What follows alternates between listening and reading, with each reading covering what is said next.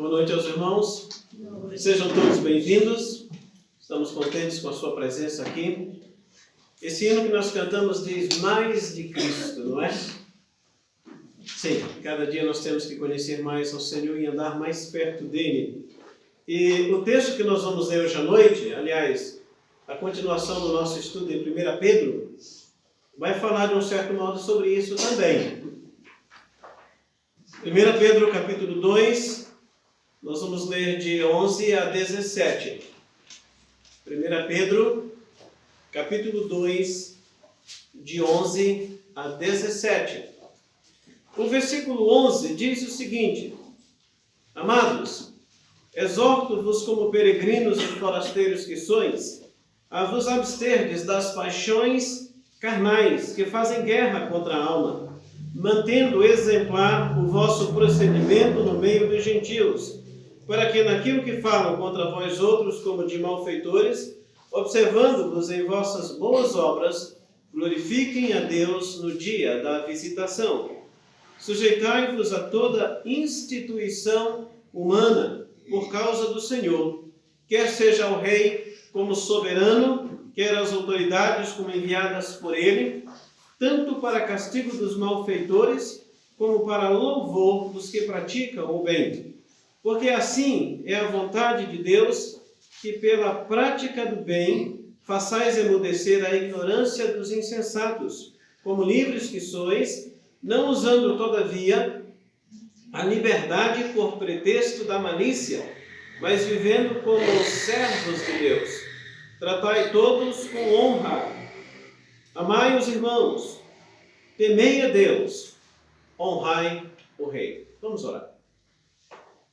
Nós te bendizemos, Pai Celestial, Deus da graça e de bondade, por estarmos reunidos na casa do Senhor diante da Tua Palavra, para meditarmos um pouco naquilo que a Tua Palavra nos ensina. Nós pedimos o auxílio do Senhor, a graça do Senhor, para não apenas lermos, ouvirmos, mas também meditarmos, refletirmos com atenção, com interesse, para que a Tua Palavra faça e produza grandes efeitos em nossas vidas. Nós te agradecemos, Pai Celestial, por essa noite, pelos irmãos presentes, por aqueles também que nos visitam. Opera a Tua vontade em nossas vidas. Rogamos-te, ó Deus, pedimos-te, em nome de Jesus, nosso Salvador. Amém. Pensando nesse texto, irmãos, hoje nós vamos dar o seguinte título: a conduta do cristão como peregrino.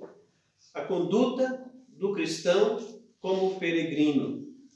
E no verso 12 ele fala exatamente isso, não é? O nosso procedimento no meio dos gentios, ou seja, neste mundo, entre aqueles que não conhecem a Cristo, mas evidentemente aqueles que também conhecem o Senhor.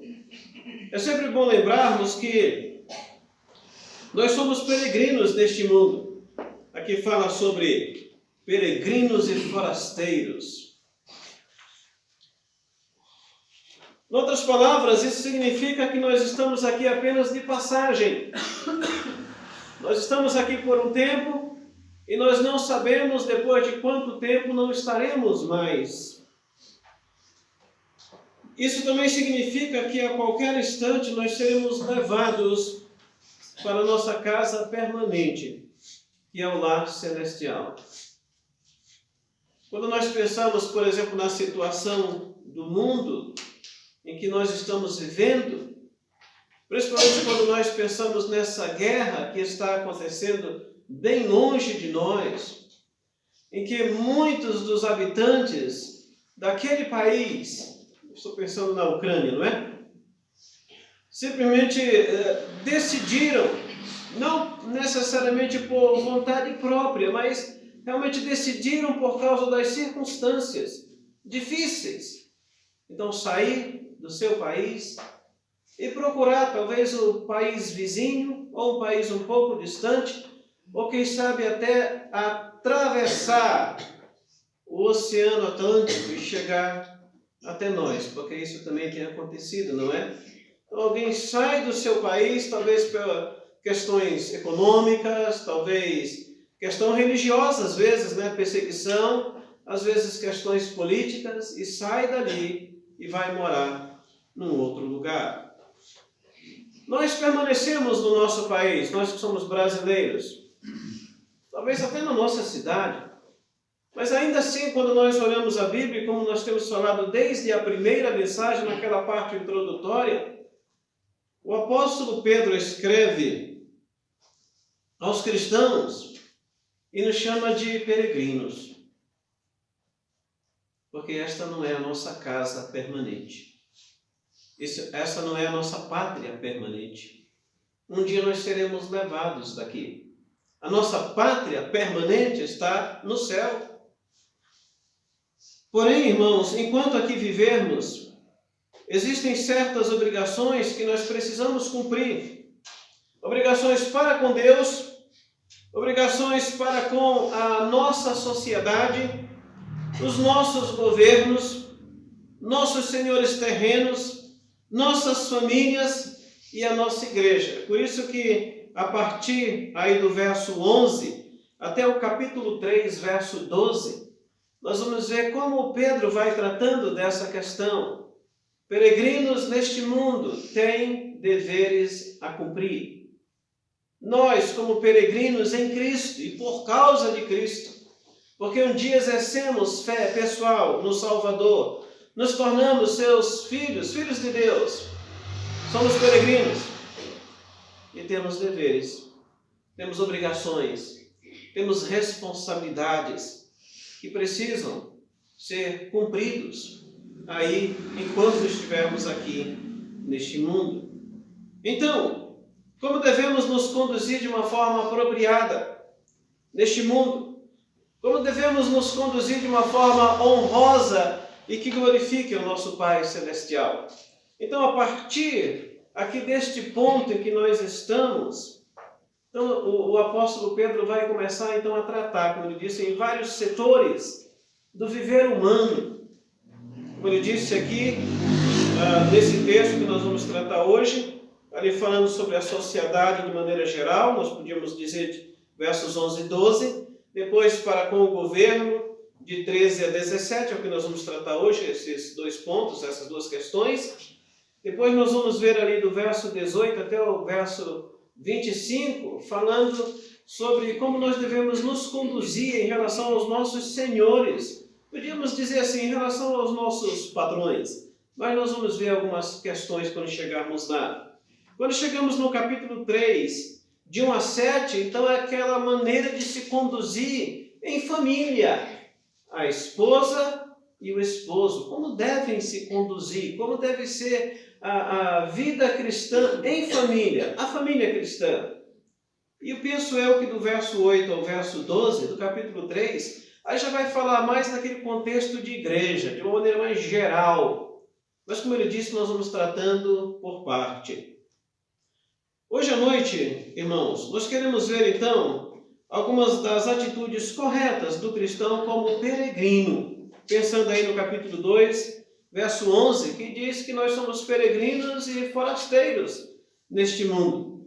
E o verso 11 diz: Amados, exorto-vos como peregrinos e forasteiros que sois, a vos absterdes das paixões carnais que fazem guerra contra a alma. Então, a primeira atitude do cristão como peregrino é: temos que nos abster das paixões carnais. Temos que nos abster das paixões carnais. Mas o que é abster-se? Abster significa deixar de fazer alguma coisa, privar-se.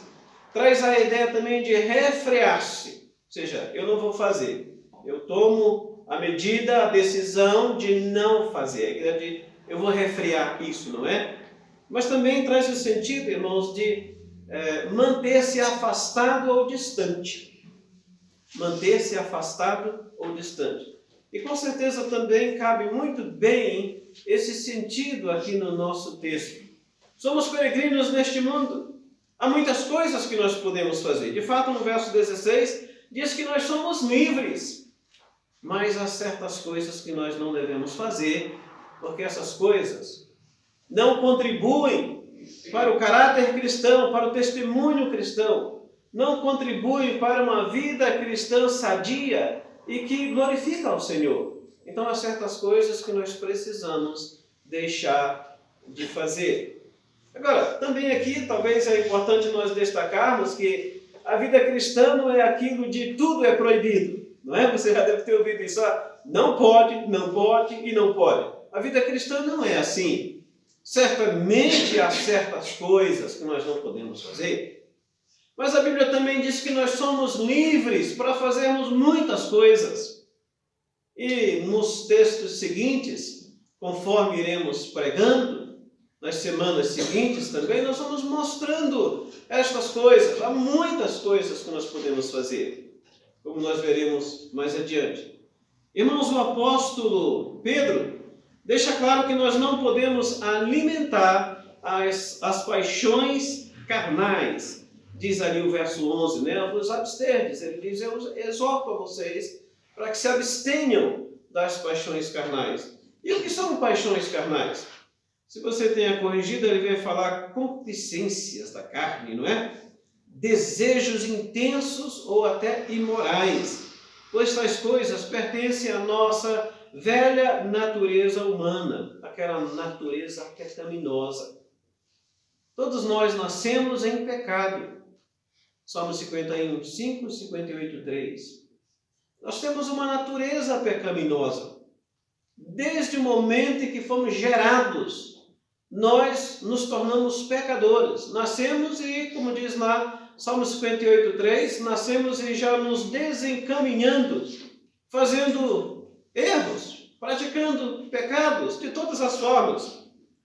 E nós nascemos com essa natureza e mesmo depois que nos convertemos, nos tornamos novas criaturas, como nós vimos aqui no capítulo 1, que fala que em Cristo nós somos novas criaturas, fomos regenerados, ainda permanecemos com essa natureza pecaminosa. Nós recebemos também, no momento em que nos convertemos, uma natureza divina. Nós podemos observar isso em 2 Pedro, capítulo 1, verso 4, que nós somos participantes, fomos feitos participantes da natureza divina. O Espírito Santo veio habitar em nós e coloca dentro de nós um desejo por Deus, pelas coisas de Deus, pela vida de santidade, aquele desejo de agradar ao Senhor. Porém, nós continuamos com a natureza antiga. Aquela natureza com a qual nascemos fisicamente é mantida. E aquela natureza divina, quando nós nascemos de Deus e recebemos, ambas estão presentes na nossa vida. Ainda assim, como acabamos de dizer há pouco, o apóstolo Pedro diz exatamente àqueles cristãos e a nós que recebemos a natureza divina, porém temos também a natureza pecaminosa, adâmica, que é chamada de carne. Ele diz, abstenham-se, fujam disso, ficam mais distante das paixões carnais. E ele diz que fazem guerra contra a alma. Portanto, falando aí sobre essa guerra, e de fato, irmãos, apesar dessa guerra constante da nossa carne ou natureza pecaminosa contra a alma, nós precisamos resistir aos desejos e inclinações da nossa velha natureza. Por isso a orientação é, eu exorto a vocês que se abstenham, fiquem longe. Os irmãos conhecem aquela história de alguém que disse para um certo cacique, um chefe de uma tribo indígena, não é? Olha, se dois cachorros se puserem a brigar, um branco e um preto, qual dos dois vai vencer? E aquele homem pensou e disse o seguinte, aquele que for mais alimentado. Irmãos, essa é a grande questão da vida espiritual. Nós temos uma natureza pecaminosa, adâmica, carnal, que nos incita e nos provoca ao pecado. E nós temos uma natureza divina, recebida de Deus no momento da conversão, E como diz Paulo lá em Gálatas, há uma guerra, há uma luta. E aqui em 1 Pedro, o próprio Pedro fala sobre isso, né? Ele fala sobre paixões carnais e diz que fazem guerra contra a alma, como se fosse assim, espírito. Nós estamos numa guerra constante. E a parte que mais for alimentada é a parte que vai vencer. Então, o que é que nós estamos alimentando mais? A carne ou o espírito?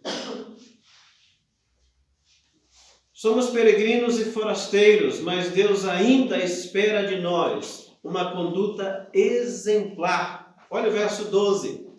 Mantendo exemplar o vosso procedimento no meio dos gentios, para que naquilo que falam contra vós outros como de malfeitores, observando-vos em vossas boas obras, glorifiquem a Deus no dia da visitação. Observe, portanto, o que diz aí o nosso texto. Começando, mantendo exemplar. A corrigida usa o termo honesto, né? É aquela conduta honesta. É aquela boa conduta. Nós precisamos fazer assim. Como dissemos há pouco, pensando no verso 16, pensando no verso 11, nós temos liberdade em Cristo. Mas essa liberdade é uma liberdade que precisa ter limites. Nós não podemos fazer tudo que o mundo faz. Há certas coisas que não tem problema. Outras coisas que são pecaminosas. Quando eu digo certas coisas não tem problema, nós podemos ir ao mercado comprar alguma coisa, nós podemos ir a determinados lugares, fazer determinadas coisas, não tem nenhum problema nisso. Mas há outras coisas, algumas atitudes, algumas condutas que precisam ser postas de lado. E nós precisamos cuidar.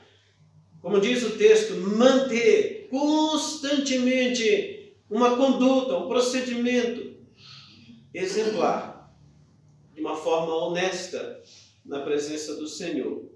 E como fazemos isso? Ora, isso precisa ser, portanto, na prática de boas obras. Ou seja, obras que sejam retas, saudáveis, dignas, proveitosas, úteis aos olhos de Deus. O verso 12 diz isso, não é? Para que naquilo que falam contra vós outros como de malfeitores, observando-vos em vossas boas obras, glorifiquem a Deus no dia da visitação. As pessoas precisam olhar para nós e perceber que realmente nós somos pessoas diferentes. Nós não andamos mais como elas andam. E nós que já estamos em Cristo, talvez alguns de nós apenas há alguns anos, outros há muito mais tempo, alguns talvez há décadas, já estejam andando como o Senhor. Quando você faz uma avaliação do seu modo de viver, da sua conduta e atitudes hoje, e compara com aquela época quando você se converteu, você vê a diferença? Outra pergunta, as pessoas que lhe conhecem veem que você é uma pessoa diferente? Elas podem dizer, olha, você é uma pessoa muito diferente daquela que eu conheci.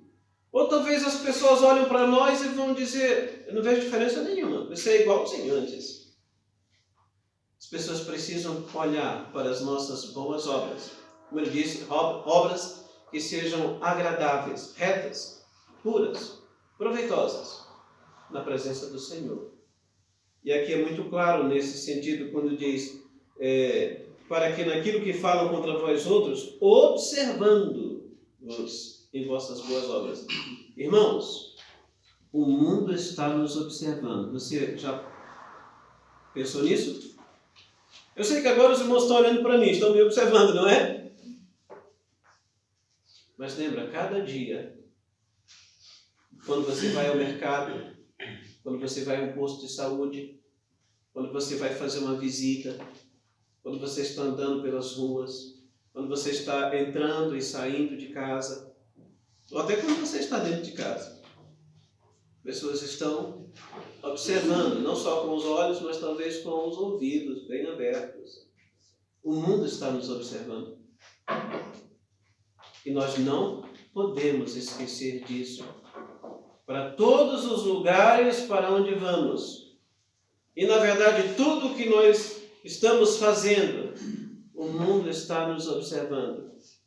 E embora o mundo seja contra certas práticas que eles mesmos praticam, eles não querem ver isso em nós. E se eles virem essas coisas em nossas vidas, eles podem rejeitar a mensagem do Evangelho.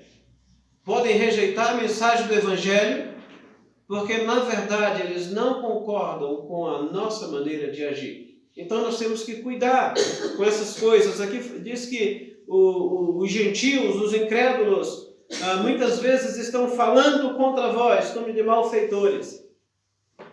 E, irmãos, muitas vezes o mundo realmente está fazendo isso.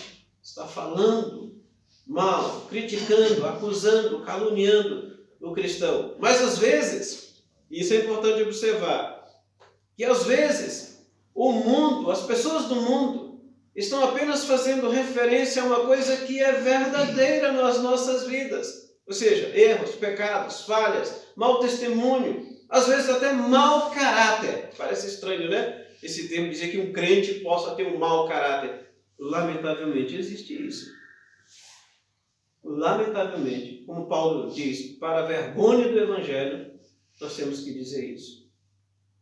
Existem pessoas que se dizem cristãs e que têm um caráter reprovável. E o mundo não quer Cristo por causa daquele crente. Daquele que se diz cristão e age como se não fosse cristão. Age como se fosse incrédulo. Apenas quando o mundo observar essas coisas, essas boas obras em nossas vidas, é que deixará de falar contra nós e passará a glorificar ao Deus verdadeiro. Verso 12, mantendo exemplar, ou conservando o vosso procedimento ou conduta no meio dos gentios, dos incrédulos, deste mundo, para que naquilo que falam contra vós outros como de malfeitores, observando-vos em vossas boas obras, glorifiquem a Deus no dia da visitação. E as pessoas do mundo só vão glorificar a Deus quando eles observarem as boas obras. Se eles observarem obras más, atitudes más, condutas más, eles não vão glorificar o Senhor, eles vão zombar de Cristo.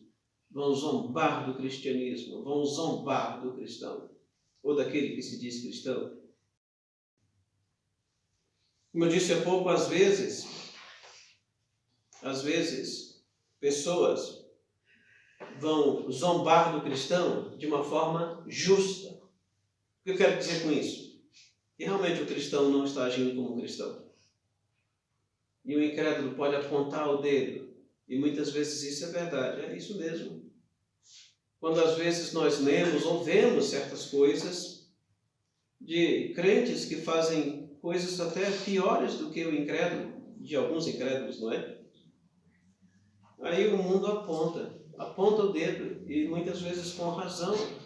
Então que nós realmente olhemos para nós e nos cuidemos com a nossa conduta. Por isso estamos tratando hoje à noite a conduta do cristão como peregrino. Sim, nós estamos como peregrino. E estamos de passagem, o mundo está fixando os olhos em nós. Em tudo que fazemos. Como ele disse, pode ser que o mundo esteja fazendo as mesmas coisas erradas. Mas se o mundo observar essas coisas em nós, eles vão criticar. Ou seja, eles vão condenar as coisas que eles mesmos fazem. Mas é bom que não condenem isso nas nossas vidas, não é? Para onde nós estamos indo? O que nós estamos fazendo? Qual a importância damos para Deus e as coisas de Deus? O mundo está vendo.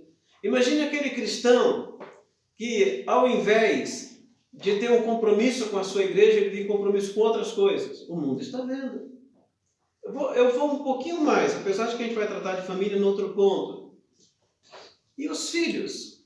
Os filhos estão vendo também. Por isso, muitos filhos de crentes nunca se convertem.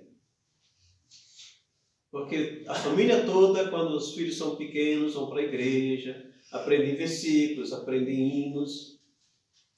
Mas aí, quando a família volta para casa, muitas vezes os pais não têm um testemunho bom. às vezes péssimo. E aquele filho vai até certa altura, talvez 13, 14, 15 anos. Aí o filho chega ao ponto de dizer, eu não quero mais. Então, irmãos, nós temos que cuidar. A vida cristã não é só dentro da igreja. É lá fora. Na verdade, principalmente lá fora.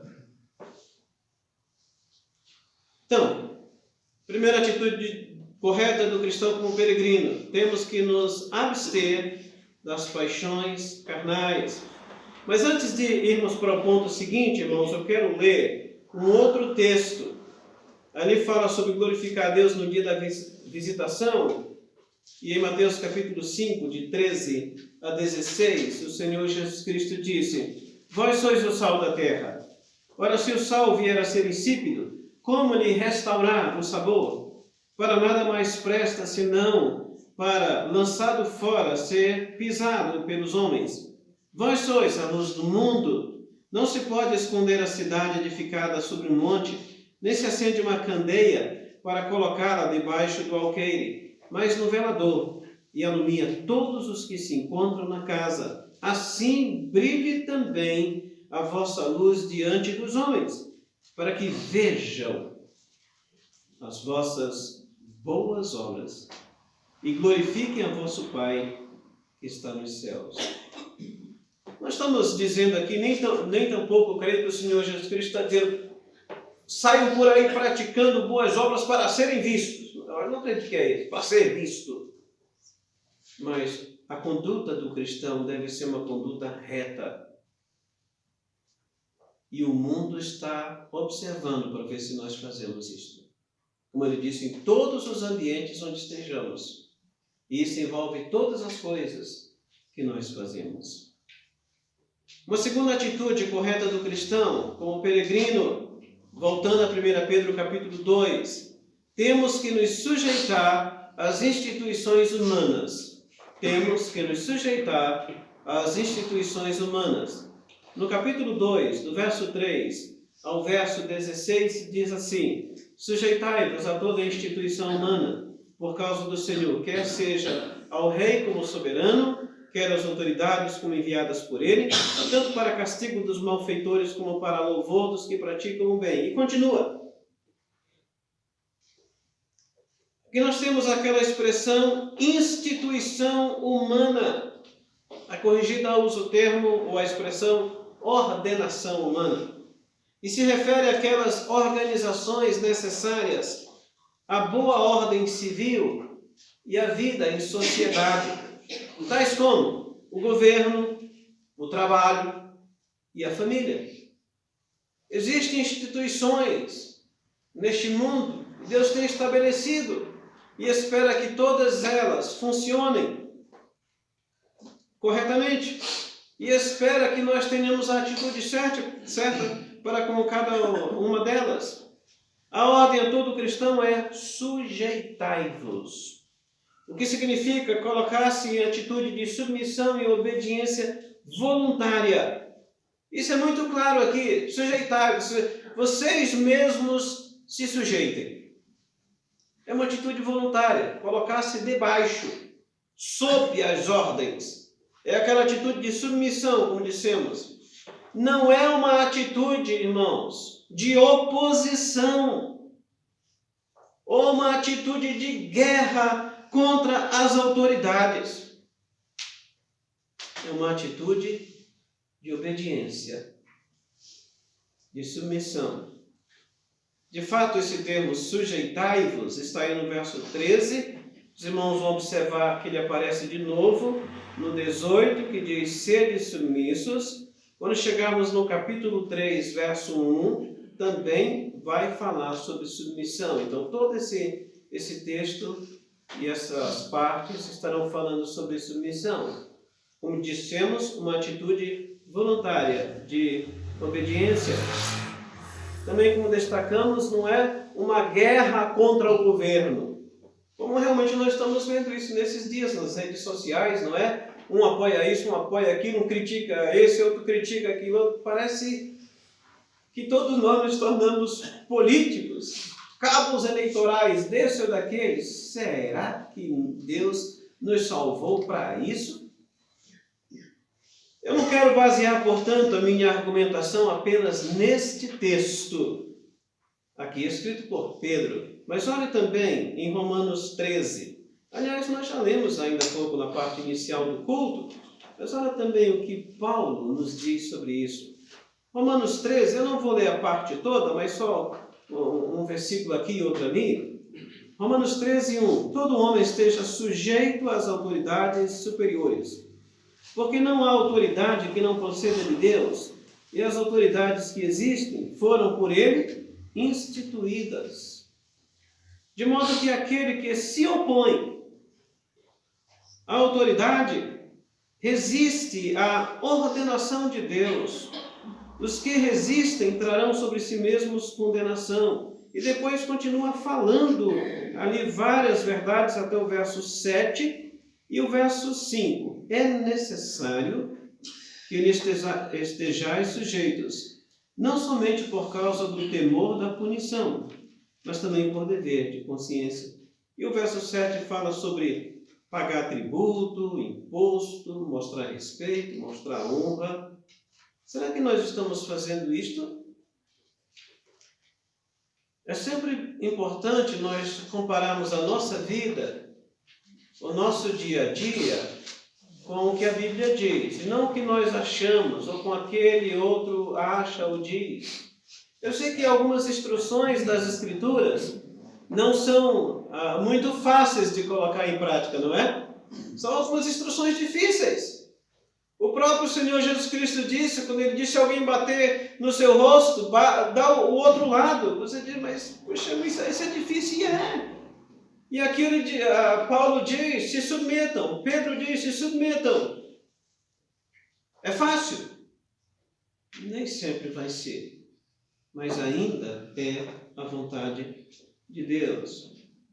Observe, voltando a 1 Pedro capítulo 2, que nós devemos nos sujeitar ao rei e às autoridades enviadas por ele, independentemente do que sentimos ou pensamos sobre eles, ou até mesmo do que eles venham a fazer, estejam fazendo.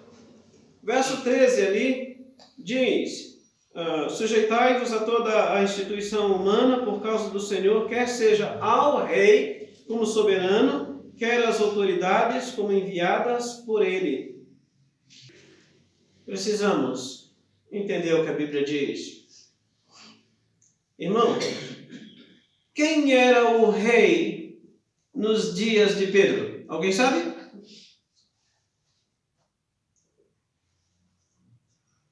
Vou fazer essa pergunta de outra forma. O rei nos dias de Pedro era o mesmo rei nos dias de Paulo. Quem era o rei nos dias de Paulo? O imperador Nero. Nero governou entre 54 a 68 da era cristã, depois de Cristo, não é? Você acha que era fácil ser governado, dirigido por Nero? Você pode fazer uma pesquisa rápida e encontrar algumas informações.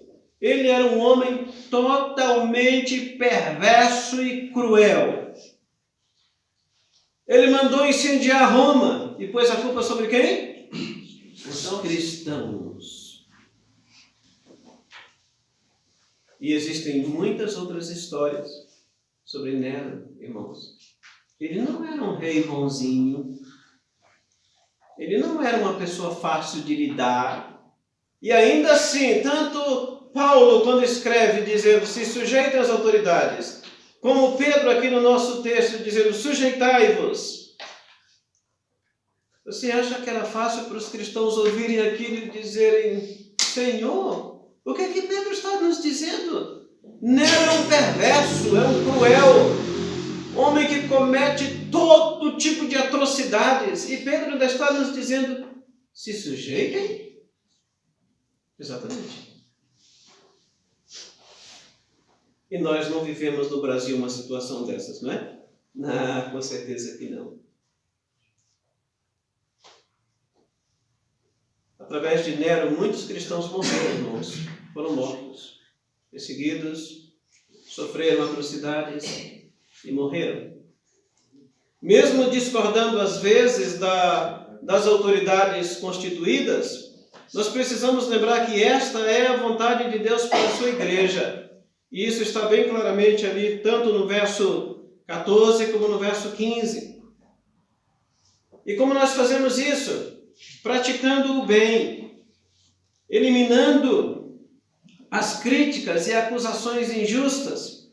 E quem sabe até em algum momento, por elas mesmas ou por aquelas outras que foram trabalhadas ou colocadas por esses reis e autoridades, quem sabe até recebendo louvor por fazer o que é certo.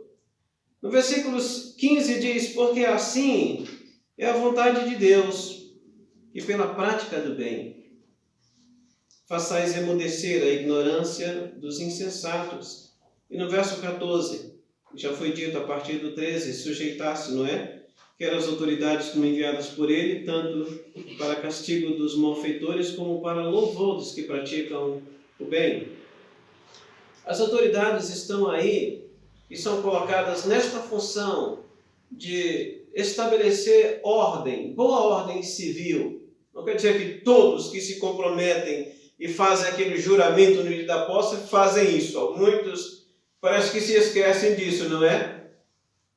E fazem coisas terríveis. Mas alguns, às vezes, vão até exaltar alguém que se diz cristão. Mas a autoridade serve para isso. Para castigar ou para elogiar, exaltar. As duas coisas. Isso também está dito lá em Romanos 13, que nós lemos ainda há pouco. E todos nós, irmãos, como servos de Deus, sendo livres, somos livres para viver a vida cristã e também para obedecer às ordens das autoridades constituídas. A menos que as mesmas ordens claramente contrariem as Sagradas Escrituras. Aí sim, esse é o ponto. E nós não podemos sempre usar, mas toda vez que houver necessidade. Vou dizer de novo. Nós só não precisamos obedecer às autoridades constituídas quando elas estiverem contrariando, ou nos instruindo, ou nos forçando a fazer algo que a própria Bíblia nos diz que aquilo é errado e desagrada a Deus. Aí sim, nós estamos livres. O verso 16 diz, como livres que sois, não usando todavia da liberdade por pretexto da malícia, mas vivendo como servos de Deus.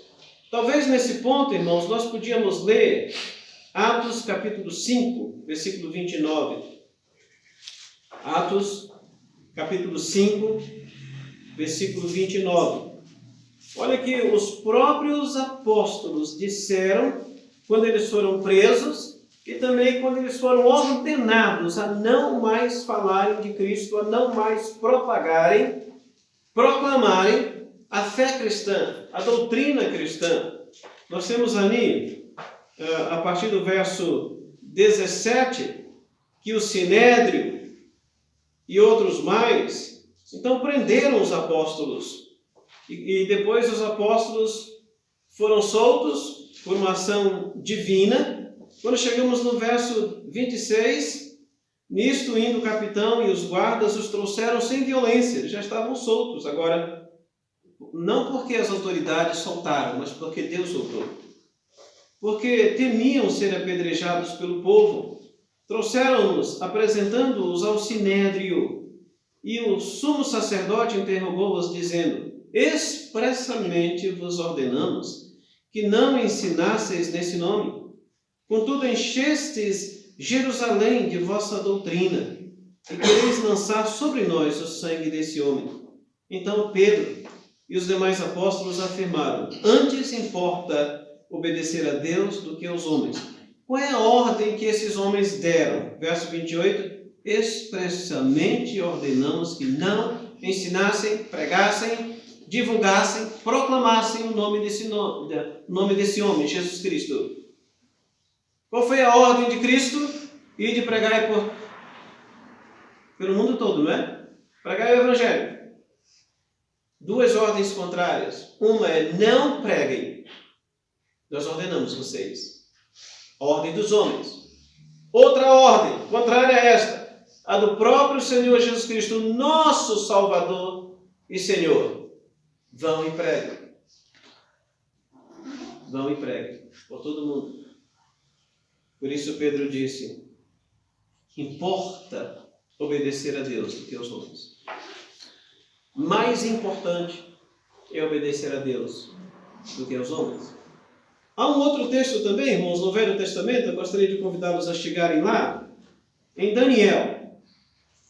Quando nós olhamos em Daniel capítulo 3, nós vamos ver que Nabucodonosor teve um sonho em algum local, depois, capítulo 2, não é? No capítulo 3, ele levanta e manda erguer uma estátua enorme, e a ordem do rei Nabucodonosor, todos precisam se prostrar e adorar essa imagem. No momento que os instrumentos músicos tocarem, todos adorem.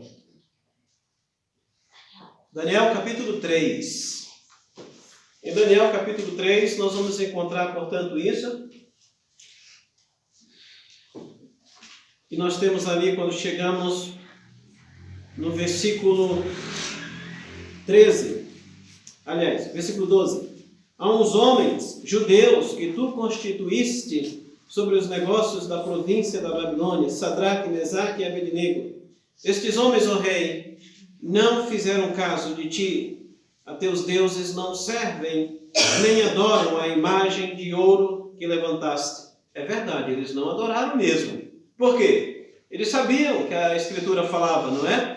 Que não é para adorar deuses, só o Deus verdadeiro. Não é para se prostrar diante de nenhum Deus, a não ser o Deus verdadeiro, porque Ele é Deus, os outros são obras de mãos de homens. Então o rei disse para eles: Sadraque, Mesaque e Abednego, eu vou dar uma segunda chance para vocês. Se vocês adorarem, se vocês se prostrarem diante dessa estátua, quando ouvirem a música, os instrumentos tocarem, então vocês ficarão livres. Do contrário, vocês vão ser lançados na fornalha de fogo ardente.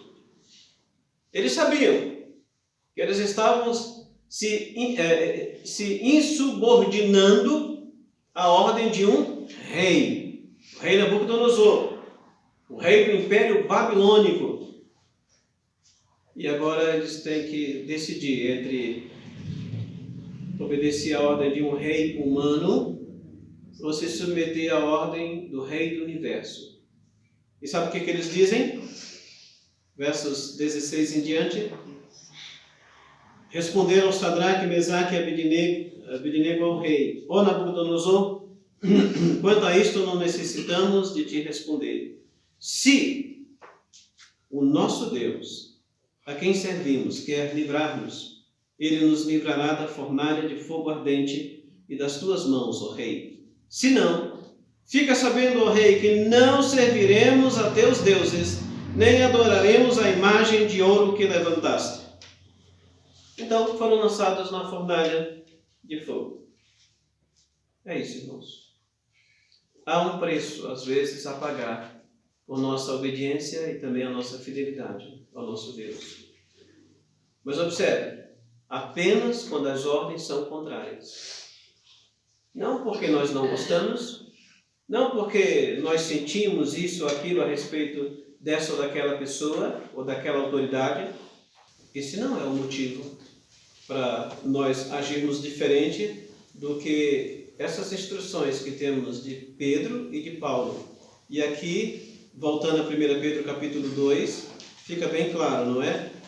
Então, os amigos de Daniel passaram por aquela experiência e eles ficaram firmes. Deus nos deu uma ordem, nós vamos obedecê-la, não importa o que aconteça conosco. E eles foram lançados na fornalha de fogo. Você conhece o restante da história? Deus os poupou, por meio de um milagre. Quando nós pensamos também na história dos apóstolos, em Atos capítulo 5 mesmo, eu não prossegui aquela leitura, você vai observar também que os apóstolos não se submeteram, ou seja, não acataram, não respeitaram aquela ordem. Eles desobedeceram aquela ordem. E eles foram açoitados de novo. Ou seja, às vezes, nós vamos sofrer por causa da nossa fé. A Bíblia é muito clara a esse respeito. E nós vamos ter que nos posicionar. Mas, como ele disse, apenas quando as ordens forem contrárias às Sagradas Escrituras. E uma terceira atitude, irmãos, que nós precisamos mostrar e precisamos desenvolver como cristãos na nossa peregrinação neste mundo, é que temos que mostrar respeito por todas as pessoas. Verso 17, 1 Pedro 2, 17. Tratai todos com honra, amai os irmãos, temei a Deus, honrai o Rei. Conforme o apóstolo, devemos tratar todos com honra. Isso quer dizer o quê? Respeito, grande consideração, estima, importância, valor. É o que significa aí a palavra respeito ou honra. Tratar todos com honra, todas as pessoas. Não importam se sejam pessoas mais simples ou não. Não importa se são autoridades ou não. Se são cristãos ou não. Nós devemos tratar a todos com respeito, com honra. É como diz o nosso texto aqui. Mas o apóstolo Pedro cita pelo menos três, vamos dizer, categorias. Os irmãos. Ali diz, tratai a todos com honra, amai os irmãos. A corrigida usa o termo a fraternidade ou a irmandade, ou seja, o grupo de irmãos. Está tratando da igreja de Cristo, os salvos em Cristo. Todos merecem respeito, mas como dá a entender a própria frase, não só respeito, mas um amor sincero, um amor verdadeiro, um amor sacrificial. Pois todos os cristãos verdadeiros são a igreja de Deus. Também nós temos ali no mesmo versículo 17, que diz assim, temei a Deus. O Senhor Deus merece o nosso mais alto temor, o que inclui, portanto, profundo respeito, adoração e obediência. Precisamos tratar o nosso Deus com todo respeito, aliás, muito maior respeito do que qualquer pessoa que conheçamos. Mas também, observe como termina esse nosso trecho e o nosso versículo 17.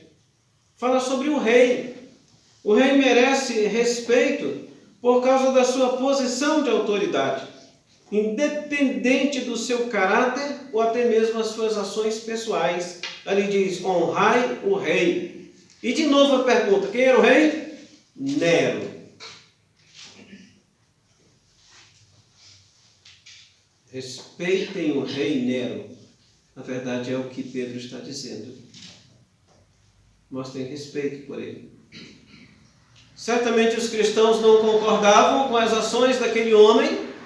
Certamente os cristãos naqueles dias não concordavam, não apoiavam, não se sentiam à vontade, nem tampouco qualquer alegria pelo caráter daquele imperador, nem tampouco por suas ações criminosas. Mas ainda assim, a instrução é honrai o rei. Mostrem respeito por ele e pela autoridade, pela posição de autoridade que ele tem. Nós não estamos vivendo num país, que é o nosso Brasil, que tem imperador. Nós já tivemos imperadores no passado, lembra? Dom Pedro I, Dom Pedro II eram imperadores. Aí depois, a partir de 1889, começou então a República, a proclamação da República com presidentes. De lá para cá é o que nós temos tido. Talvez em certa situação houve algo um pouco diferente, mas estamos numa república, onde nós temos um presidente onde nós temos governadores, temos prefeitos, temos juízes, temos autoridades. E a Bíblia nos instrui a respeitar, mesmo que nem sempre possamos concordar com suas ações. Mas ainda devemos respeitar a pessoa por causa da sua posição de autoridade. Sendo assim, todas as pessoas, tenham elas autoridade ou não, são dignas de todo o nosso respeito. Concordemos com elas ou não, pois todas estão debaixo do Rei do Universo. Todas as pessoas estão debaixo do Rei do Universo, daquele que é verdadeiramente o soberano dos reis da terra, como é dito noutra passagem das Escrituras. Como vimos então, irmãos, na qualidade de cristãos e peregrinos, nós precisamos mostrar atitudes corretas e que glorifiquem ao Senhor. Primeira atitude, visto que nós somos peregrinos neste mundo, é que nós temos que nos abster das paixões carnais. Somos livres em Cristo, mas não livres para pecar, livres para viver uma vida santa. Como é dito no capítulo 1, sede santos porque eu sou santo. Lembra que está escrito isso? E nós já vimos isso, não é? Ou até no capítulo 2, ali, quando fala sobre deixarmos e nos despojarmos daquelas coisas que desagradam ao Senhor. Nós não podemos viver no pecado. E o mundo quer ver boas obras da nossa parte, uma boa conduta da nossa parte. Uma segunda atitude, temos que nos sujeitar às autoridades humanas, às instituições humanas, mesmo que às vezes nem sempre possamos concordar, mas a Bíblia diz faça. É uma ordem, e ali é bem claro, é uma ordem, não é? Sujeitai-vos. Então nós temos que fazer, e só estamos livres de fazer isso pelas Escrituras, é quando as ordens dessas autoridades contrariam a palavra de Deus. Aí sim. Mas tenhamos certeza que essas ordens contrariam mesmo. E ainda assim devemos fazer com a melhor atitude espiritual que pudermos fazer. E por último, terceira atitude, temos que mostrar respeito por todas as pessoas. Todas as pessoas. E aqui é dado uma pequena lista, não é? Sobre os irmãos, a Deus e o Rei. Temos que mostrar respeito por todas elas.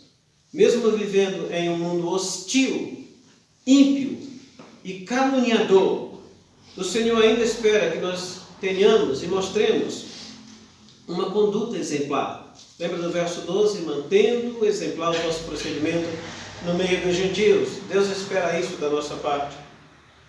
E finalizando, entendemos mesmo que nós estamos em uma batalha espiritual, não só com pessoas às vezes, mas acima de tudo uma batalha espiritual. E ali nós vimos no verso 11 sobre uma guerra, está falando de carne e alma, como se fosse carne e espírito, velha natureza, nova natureza. Nós estamos numa guerra espiritual. Será que nós entendemos que precisamos viver vidas piedosas, apesar de toda a oposição e até constrangimento que nós passemos nesta vida? Deus espera isso de nós.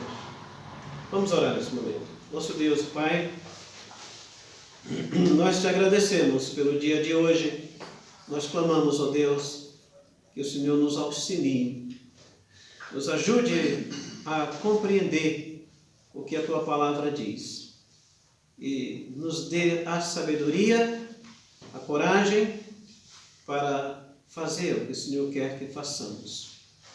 Nos dê discernimento também, dia após dia, inclusive até diante das pessoas deste mundo que ainda não confiaram no Senhor Jesus Cristo, para que o nosso testemunho desperte a consciência, o desejo de tais pessoas para conhecerem o Senhor Jesus Cristo como seu Salvador. Que nós possamos viver, ó Deus, de uma maneira tal que o Teu nome de fato seja glorificado. Nós agradecemos por estarmos reunidos nesta noite, na Tua casa, para contemplarmos os ensinos da Tua palavra. Nós pedimos, Pai Celestial, que o Senhor nos conduza, nos ajude, nos dê força, para que desse modo, então, o teu nome seja honrado através da maneira como nós estamos vivendo. E, ó Deus, se estivermos errando em alguma coisa, nos dê coragem para deixar de lado, nos abster, como a tua palavra diz. Nós te louvamos por Cristo ser o nosso Salvador. E clamamos, ó Deus, que também Ele seja o nosso Senhor, aquele que manda, e desse modo nós obedeçamos. Pedimos em nome de Cristo. Amém.